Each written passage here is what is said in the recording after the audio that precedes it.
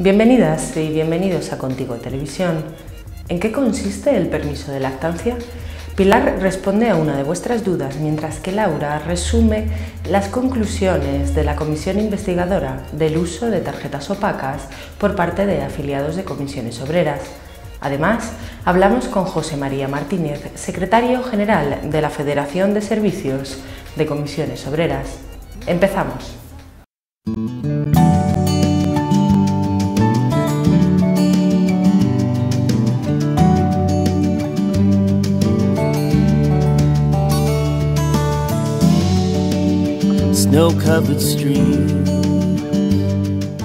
Es un permiso de 1 hora hasta que el bebé tenga 9 meses de edad, que puede ser fraccionado en 2. Por otro lado, también se puede optar a una reducción de jornada de media hora de duración. Es posible acumular estos permisos en jornadas completas en los términos que establezca la negociación colectiva, esto es, el convenio colectivo o acuerdo de empresa, o también puede ser pactado con el empresario directamente.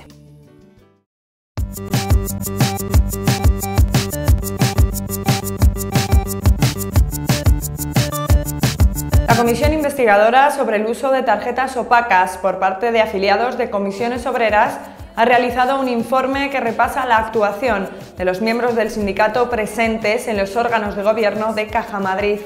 Tras analizar su actuación tanto en el ejercicio de sus funciones como en el uso que realizaron de dichas tarjetas, el informe concluye con una serie de recomendaciones, a destacar la expulsión del sindicato de las personas implicadas si así lo corroboran las comisiones instructoras designadas a tal efecto. Además, recomienda la adopción de medidas internas, tanto políticas como administrativas, para evitar estas situaciones en el futuro. Asimismo, la Comisión recomienda abrir un debate en el seno del Consejo Confederal sobre la presencia de afiliados de comisiones obreras en los consejos de administración de las empresas.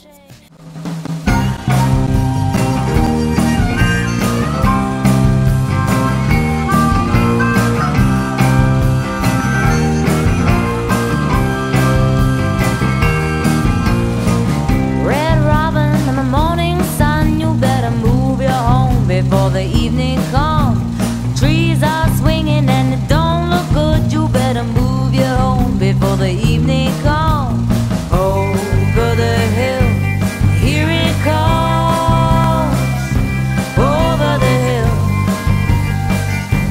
here it comes. Here it comes. Red Robin, you're all alone. You better find another.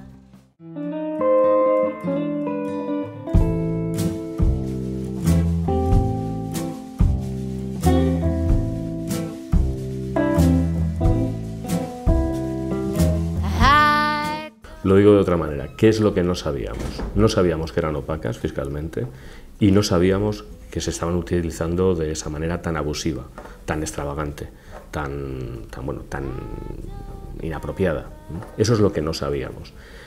¿Qué sabíamos? Que desde por lo menos 1988, en tiempos de Jaime III, había unas tarjetas a disposición de los consejeros para que canalizaran a través de ahí los gastos de, digamos, de actividad. Es decir, la primera regulación legal que se establece en la Ley de Cajas de Madrid aparece en el 2003, por lo tanto estamos hablando de unas tarjetas que nacieron antes con una determinada costumbre o una determinada fórmula de utilización. A los consejeros más o menos se les viene a equiparar a los directores de oficina. Los directores de oficina tienen una serie de gastos de representación que son básicamente desplazamientos, manutención, regalos a clientes, libros. En el caso de los consejeros se articula como una tarjeta. Se les dice además que no es posible, es decir, que está prohibida la disposición en efectivo de la tarjeta. Técnicamente es una tarjeta y se puede disponer en los cajeros, pero se les dice que no pueden sacar. ¿Por qué? Porque el gasto en efectivo no se puede justificar. Entonces va claramente orientado a una indemnización por gastos de actividad. Y eso es lo que durante mucho tiempo pues, muchos consejeros se ajustaron, ¿no? Y algunos de los consejeros que están imputados en este hecho pues así lo han utilizado prácticamente a lo largo de todo su mandato, e incluso hay personas que durante todo su mandato.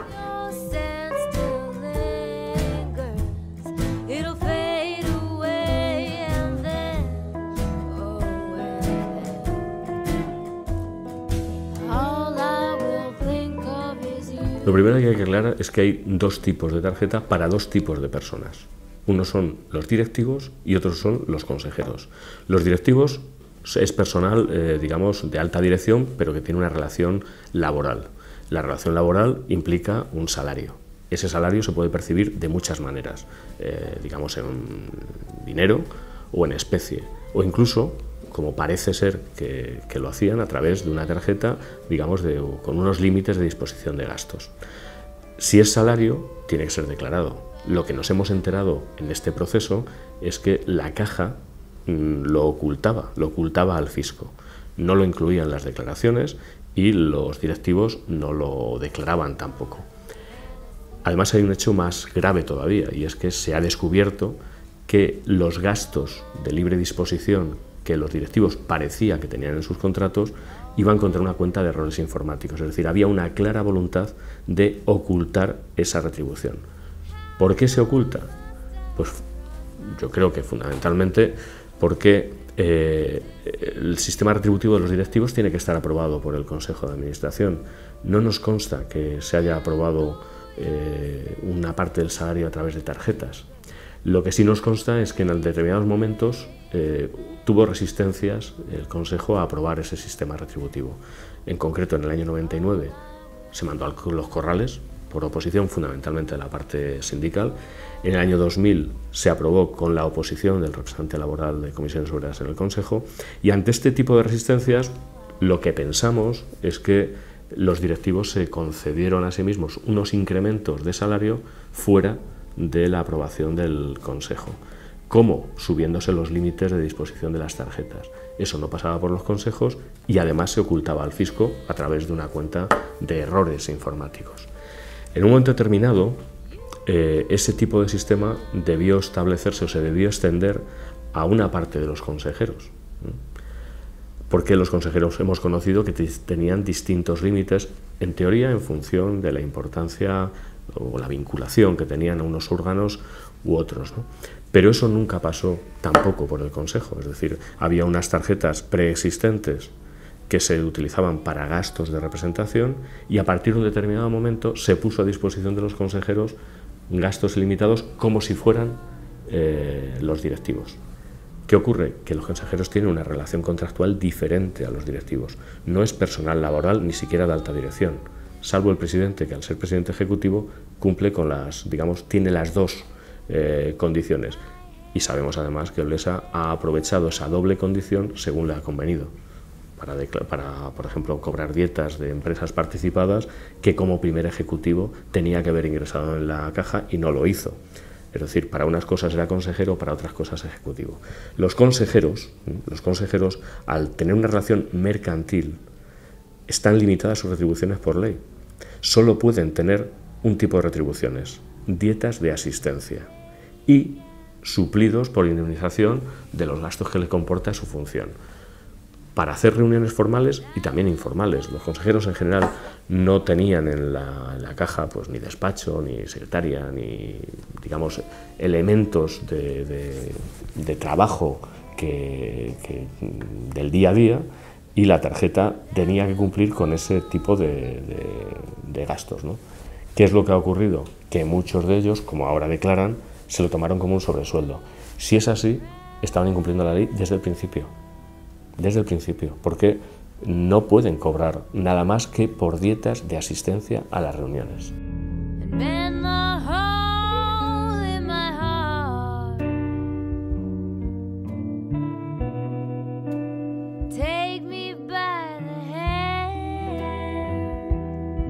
Lo primero que hay que decir es que el análisis de datos que se ha hecho, que ha sido muy exhaustivo, por tipo de partidas, por consumos, digamos, en fines de semana o días de diario, por volúmenes y demás, es una información extraída de los medios de comunicación y, en teoría, es una información veraz. Lo verdaderamente preocupante es que ni siquiera la entidad ni la justicia haya puesto a disposición de los afectados, los implicados y demás, este tipo de información, nada más que al final cuando ya se reventó en la prensa, ¿no? De hecho, por ejemplo, la Fiscalía General de la Fiscalía Anticorrupción contestó al sindicato que no podía aportar esos datos después de llevar una semana publicados en la prensa porque estaba bajo secreto de sumario. O sea, es un sarcasmo, ¿no? lo que está ocurriendo con estas cosas, ¿no? ¿Qué es lo que vemos? Pues lo que vemos es una deriva en el gasto hacia partidas que no tienen nada que ver con los gastos de representación. Eran al final gastos de libre disposición que se lo han tomado como sobresueldos, con mayor o menor intensidad. Hay diferencias, hay actuaciones absolutamente extravagantes y decepcionantes desde el punto de vista de pues personas en las que se ha confiado o se ha delegado una determinada responsabilidad, por mucho que en un momento determinado estuvieran muy apartados ya del sindicato porque no formaban parte de sus órganos ni nada parecido, pero bueno, sus mandatos son por mandatos completos, no les puedes cambiar a mitad del mandato y de alguna manera están ahí con digamos, la legitimidad original de haber participado en listas del sindicato o promovidas por el sindicato, ¿no? Y eso es algo que, bueno, pues algunos nos tienen hablando solos, ¿no? Porque es claramente una transgresión de la buena fe y un abuso de confianza que se nos antoja, pues es increíble, ¿no? Por lo tanto, no es nada sorprendente que las consecuencias de la comisión de investigación sea una propuesta de sanción muy dura, la más dura posible. En algunos casos, sobre todo en las personas que ni siquiera han colaborado con la investigación, se han dado de baja antes, o temporalmente o definitivamente, pues yo creo que se va a tener que hacer algo así como lo que hacían los romanos, ¿no? Damnatio memoriae, borrarles de las estelas, porque su comportamiento no solo ha sido inadecuado, sino tremendamente desleal con los compañeros y compañeras con los que han compartido trabajos, ¿no?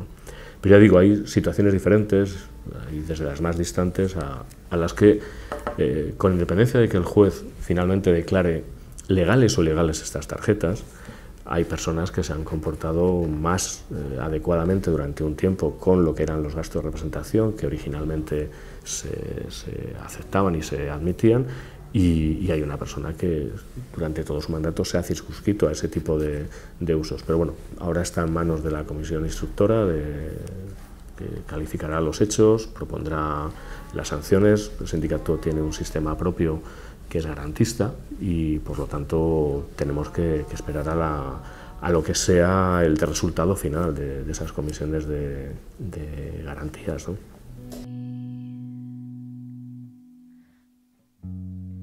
I carry my heart on my back.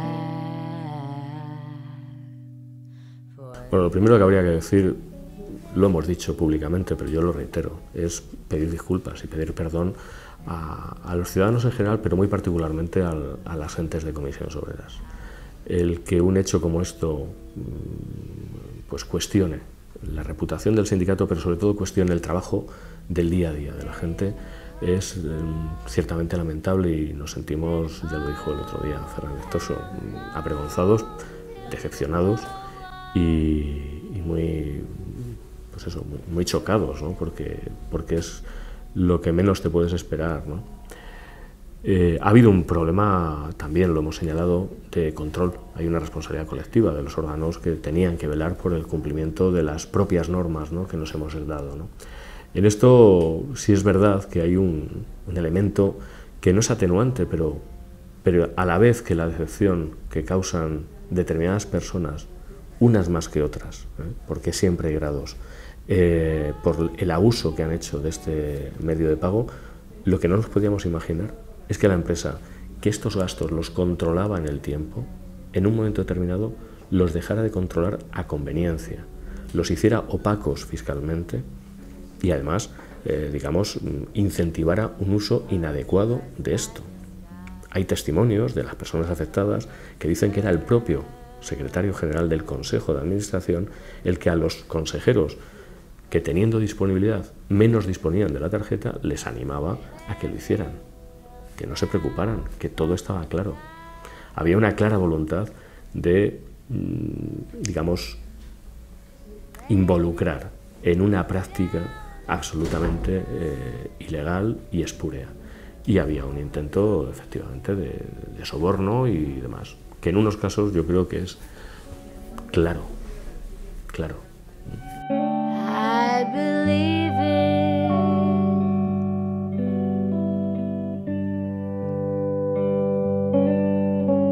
For I am high. Dice, hay que decir que Terceiro fue el primer presidente que estuvo a punto de quebrar Caja Madrid, ¿no? Por cómo terminó el ciclo de expansión territorial, con una morosidad cercana al 12%, teniendo que hacer necesidad de virtud, vendiendo participaciones estratégicas como Telefónica. Yo creo que en ese momento Caja Madrid perdió la estela de lo que quería ser, que era emular un poco a la Caixa, ¿no? Tuvo que hacer necesidad de virtud quedándose con las Torres Kío y llevando allí sus servicios centrales, unas Torres Kío promovidas de aquella manera, ¿no? Con tanto escándalo económico y societario, Javier de la Rosa, los Albertos y demás, ¿no? Y era Terceiro un presidente que decían que quería, evaluaba que los derechos de propiedad de las cajas de ahorros no estaban definidos y por lo tanto que necesitarían de capital privado, es decir, abogaba por la desamortización o la mal llamada privatización de las cajas y en particular de Caja Madrid. No hacía sino otra cosa reconocer sus problemas y los errores de gestión. Lo que estaba diciendo es que necesitaba capital para tapar el agujero patrimonial que había creado su política de gestión. Y eso fue fundamental para nosotros decirle, tienes que cambiar de gestión, tienes que cambiar de políticas y aquí está el sindicato que te puede acompañar. Porque el primer acuerdo, el mismo acuerdo, se lo ofrecimos a él y a las fuerzas que le habían apoyado. Como no quiso comprometerse con ese cambio en políticas laborales, políticas de gestión, políticas estratégicas, pues nosotros acordamos con la fuerza alternativa, que por cierto era mayoritaria. ¿Por qué? Porque tenía la mayoría de la representación de ayuntamientos, la mayoría de la representación de la Asamblea de la Comunidad de Madrid y tenía el mayor apoyo en las candidaturas de impositores ligadas al Partido Popular. Tarde o temprano se hubiera producido, pero se produjo con el acuerdo del sindicato, se produjo con un acuerdo transparente, con un acuerdo público e inobjetable, pese a lo que quieran decir. Y por cierto, es un acuerdo que alcanzamos en la Comunidad de Madrid con el Partido Popular, pero es muy similar en sus planteamientos y sus orientaciones de defensa de la naturaleza jurídica, etcétera, y de responsabilidad social, en definitiva, como los que alcanzamos con el Partido Socialista en las cajas andaluzas o con el Partido Nacionalista Vasco de cara a las fusiones de las cajas vascas, ¿no? Es decir, nada nuevo bajo el sol, es nuestra función acordar con las contrapartes. Some people are always on the run. When I shake my chain, it's all I do to see you. Esto directamente es una tontería, porque esas tarjetas no existían cuando se hizo el ERE de Bankia. El ERE de Bankia fue promovido después de la intervención de Bankia, con una nueva dirección, con un nuevo consejo. El ERE de Bankia es el desafío laboral más importante que ha tenido el sindicato, al menos en el sector financiero en su historia. Yo creo que el trabajo ha sido impresionante ante la peor de las situaciones posibles, una empresa intervenida, una troika condicionadora, una reforma laboral casi ad hoc para hacer despidos baratos, y en ese marasmo la sección sindical de Comisiones Obreras y yo creo la Federación han hecho un esfuerzo ímprobo para que al final sea lo menos traumático posible.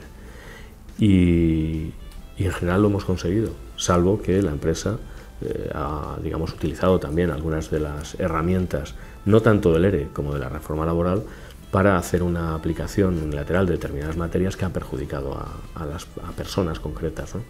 Pero lo que acordamos en el ERE podía haber garantizado que las salidas, el 100% de las salidas, de las 6.000 salidas que tenía que haber, hubieran sido en condiciones de voluntariedad o lo menos forzadas posibles, ¿no?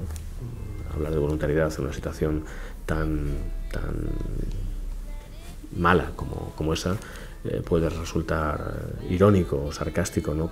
Pero ciertamente las condiciones que acordamos, dadas las circunstancias, eran muy por encima de lo que podíamos esperar. Y eso fue fundamentalmente por dos razones. Primero, porque la plantilla se unió en torno a un problema laboral de primer orden y fue participante y activa en las movilizaciones y en el proceso, y hubo un sindicato que supo dirigir eso y liderarlo para terminar lo mejor posible, ¿no? Que no terminó con el acuerdo. O sea, el ERE de Bankia son muchos EREs en empresas también participadas. Es un trabajo continuo que ahora toca evaluar también en las elecciones sindicales. Yo confío en que las personas de la plantilla de Bankia evalúen ese trabajo, ¿no? Y la garantía que supone el tener un sindicato fuerte, consciente y responsable, ¿no?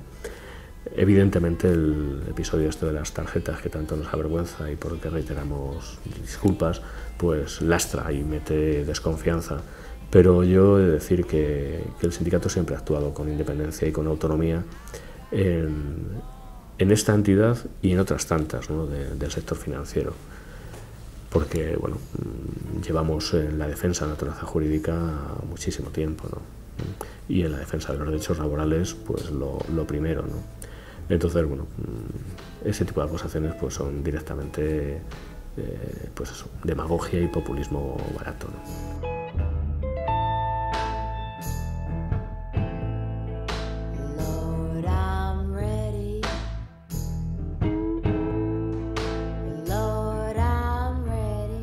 Nosotros hemos hecho un análisis de todo tipo de percepciones y demás de las retribuciones de los consejeros, entre otras cosas porque tenemos normas internas derivados de los estatutos confederales y también de los de la Federación, que hacen que las retribuciones que perciben los consejeros en su función sean ingresados en todo o en parte en el sindicato. Por lo tanto, tenemos un mapa de cómo se han hecho estas cuestiones en las cajas de ahorros históricamente, ¿no?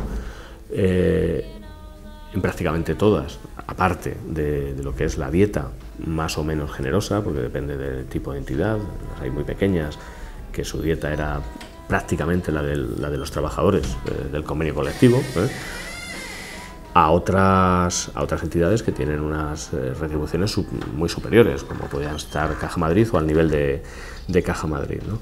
Lo que sí hemos visto es que la indemnización por gastos de actividad, por gastos de representación, el único sitio donde se hacía a través de tarjeta de crédito era en Caja Madrid. Es decir, ese riesgo parece que no existe en otros sitios, ¿no? De todas maneras, lo que hay que fijarse no es en tanto lo llamativo que es este escándalo, por lo llamativo y deleznable que sea, ¿no? Hay que vigilar, hay que repasar, hay que ver cómo ha sido la gestión de los directivos en las cajas y en determinadas cajas, ¿no? Y cuál ha sido la actitud del sindicato. Y yo lo que sí puedo decir es que en la gran mayoría de las ocasiones y ante ante los intentos públicos de incrementarse retribuciones por encima de lo que aconseja el sentido común, ha sido el sindicato fundamentalmente la fuerza que ha intentado impedirlo. Tan es así que, por ejemplo, ha sido determinante la actitud de los representantes de los trabajadores en Caixa Penedès para que finalmente los directivos de Caixa Penedès hayan tenido que devolver el dinero. ¿Qué es lo que tendrían que hacer también ahora todos los afectados por el tema de las tarjetas? De la misma manera que la representación laboral en Caixa Galicia ha sido determinante, está siendo determinante para investigar y depurar las responsabilidades de los directivos con los incrementos retributivos que se autoconcedieron en el momento previo y posterior a la fusión con CaixaNova. Quiero decir que habremos cometido errores, pero seguramente los que menos errores hemos cometido, y desde luego la única fuerza que reconoce sus errores y toma decisiones al respecto, tanto individuales como colectivas. And it started when I first saw you, your glassy eyes of chartreuse blue toward my heart, now it don't thump right, hopeless, whoa. Pues esto es una discusión no nueva, está abierta, nuestros órganos no han tomado una decisión tal, por lo tanto yo voy a exponer mi visión también particular, ¿no? Yo creo que el sindicato debe pelear por los espacios de participación institucional que ha, digamos, alcanzado en el tiempo. ¿Por qué? Porque yo creo que la representación de los trabajadores tiene que participar en el control de la gestión de la empresa, porque la distribución de la renta no se acaba solo en los salarios. Pensamos además que en gran medida uno de los problemas que estamos padeciendo históricamente y particularmente en la crisis es que no ha habido una devaluación interna, lo que ha habido es una devaluación salarial. Por lo tanto, los esfuerzos solo lo están haciendo los trabajadores. Si tuviéramos más capacidad de participación en el reparto de rentas, también las rentas empresariales, como queremos en las rentas fiscales, mejor nos iría. ¿Qué ocurre? Que eso lo tenemos que hacer mejor. Tenemos que hacerlo con personas preparadas y sobre todo con mejores controles de la organización sobre esa participación institucional, que no solo es en empresas públicas o en empresas privadas, también en consorcios y demás. Yo creo que mal haríamos si nos retiramos de los espacios institucionales de participación, sobre todo porque tampoco nos ahorra los problemas que se hayan producido. Es decir, ahora están aflorando problemas de gestión determinados donde el sindicato tiene alguna responsabilidad porque tenía representantes, ¿no? El salirnos o suspender la participación de nada nos protege frente a lo hecho. Yo creo que lo que hay que hacer es, a partir de ahora, qué elementos de control y a qué personas se presentan a ese tipo de órganos. Yo particularmente prefiero que se ponga en claro una ley de participación institucional de los sindicatos, precisamente para que no haya dudas sobre el porqué y demás, no mezclar las retribuciones de los consejos con el papel del sindicato en la empresa. Y probablemente, ahora que hay tanto debate sobre Alemania y políticas alemanas, pues ser alemanes en todo, ¿no? Los alemanes ya tienen regulado cuál es el proceso de participación, que se orienta fundamentalmente no a ser partícipes de la administración y por lo tanto de la gestión de la empresa, como estar en comisiones de control de esa dirección o de ese consejo. Yo creo que es por ahí por donde tenemos que pelear, pero sin perder pie en lo que ya estamos en los sitios, ¿no? Yo sé que la experiencia de cajas de ahorros está siendo muy traumática para el sindicato en costes de beneficio y coste, pero creo que la mejor manera de afrontar esto es hacer las cosas mejor. Y es ahí donde el sindicato tiene que centrarse, ¿no? En hacer las cosas mejor, con control, con personas cualificadas y teniendo claro a qué se va a determinados órganos, ¿no? Por decirlo así muy gráficamente, ¿no? Que me lo decía un compañero y puede tener su gracejo.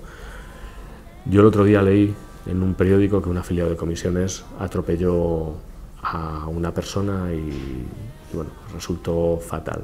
Esa persona tenía las gafas mal graduadas y además había bebido. El sindicato ha decidido que para evitar ese riesgo los afiliados de comisiones no conduzcan coches. Yo creo que el problema está en el control y en qué condiciones se conduce, pero no en utilizar los vehículos a nuestra disposición. Y hasta aquí hemos llegado. La semana que viene hablaremos del empleo en el sector turístico. No os lo perdáis.